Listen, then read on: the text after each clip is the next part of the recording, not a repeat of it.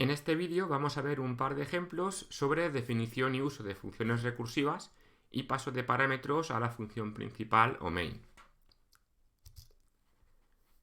Comenzamos con este ejemplo donde debemos definir una función recursiva llamada contar ocurrencias que recibirá como parámetros dos textos A y B y devolverá cuántas veces está contenido o aparece el texto B dentro del texto A.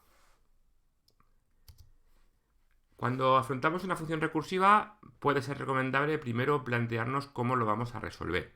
Debemos definir un caso base y el caso recursivo que irá tendiendo poco a poco hacia ese caso base. En este caso, el caso base del problema será que el texto B no aparezca dentro del texto A. En ese caso devolveremos que hay 0 ocurrencias. Como caso recursivo, el texto B sí que aparece dentro del texto A. Entonces contaremos una ocurrencia y seguiremos buscando desde la siguiente posición a donde el texto B aparece por primera vez.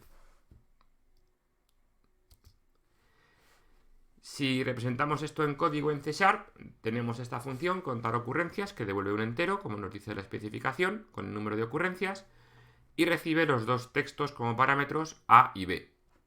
Inicialmente definimos el caso base, que como hemos visto es que B no esté contenido en A, y en ese caso devolveremos que hay 0 ocurrencias de B en A.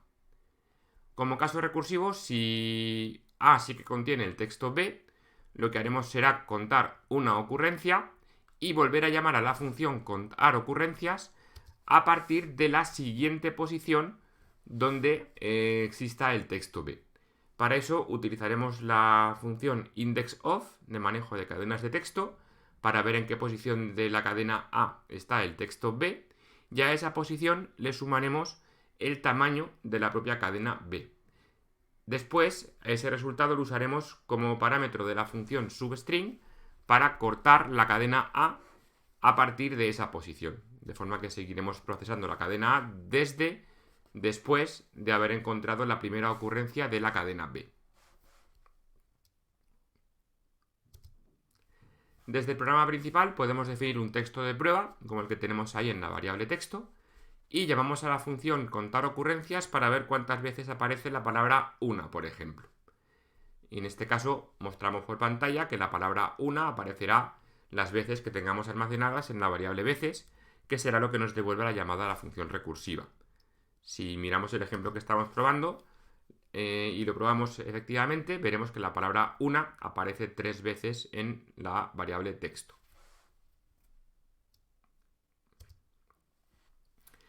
Vamos con este segundo ejemplo, donde nos pide que escribamos una función recursiva llamada decimal a binario, que recibirá como parámetro un número entero en base 10 y devolverá una cadena de texto con el mismo número expresado en base 2.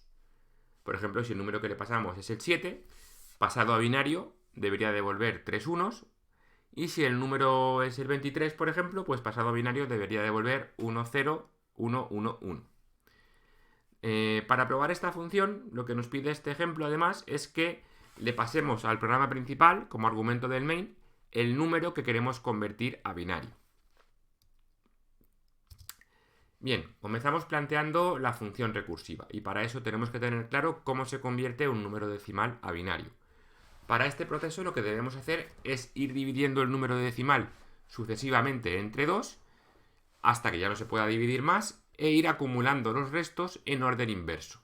A la derecha podemos ver un ejemplo con el número 28, lo vamos dividiendo entre 2 sucesivamente hasta que ya no podamos dividirlo más, hasta que el cociente de la división sea 1, y después acumulamos en orden inverso ese último cociente y los restos. ¿Cómo planteamos esto en forma de código? Pues como siempre debemos definir un caso base y un caso recursivo. El caso base será que el número sea lo suficientemente pequeño como para no tenerlo que procesar. Será en el caso de que el número sea 0 o 1, que equivalen a esos mismos 0 o 1 en binario respectivamente. El caso recursivo será cuando ese número sí que se pueda dividir por 2 y ir acumulando de esa manera restos y divisiones sucesivas. Podemos plasmar esto en código en C# de este modo. La función decimal a binario recibe como parámetro el número que queremos convertir y devuelve el string con el número pasado a ceros y unos. Como caso base hemos dicho que contemplaremos que los números sean 0 o 1, es decir, que el número a convertir sea menor o igual que 1, y en ese caso devolveremos el propio número como cadena. Como caso recursivo, el número será mayor que 1, y en ese caso lo que hacemos es dividirlo entre 2, llamar a la función recursiva con ese cociente, número partido por 2, y nos quedamos con el resto de la división. Y ese resto lo enlazamos por la derecha, de manera que se van a reconstruir los restos en el orden inverso a cómo se están obteniendo.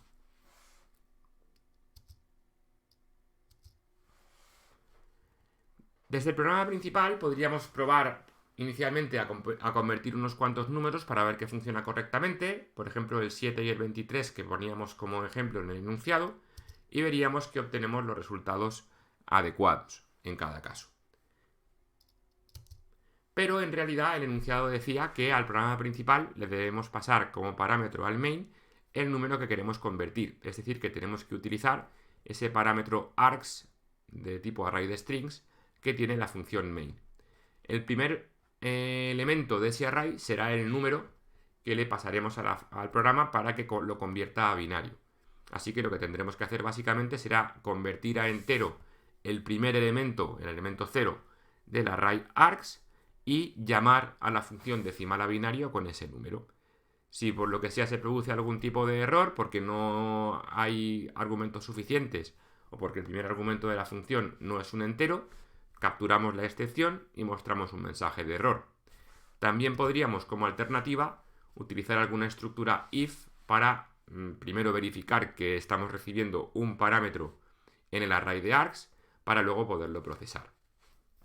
En cualquier caso, si ejecutásemos este programa, suponiendo que el ejecutable se llamase decimal a binario, como la función que hemos implementado, desde un terminal o línea de comandos pondríamos el nombre del ejecutable, decimal a binario, espacio, el parámetro que le vamos a pasar al main en el array de args, en este caso por ejemplo 23, y al ejecutar mostraría el resultado de la instrucción console.writeLine, indicando que el 23 en binario equivale a 1011.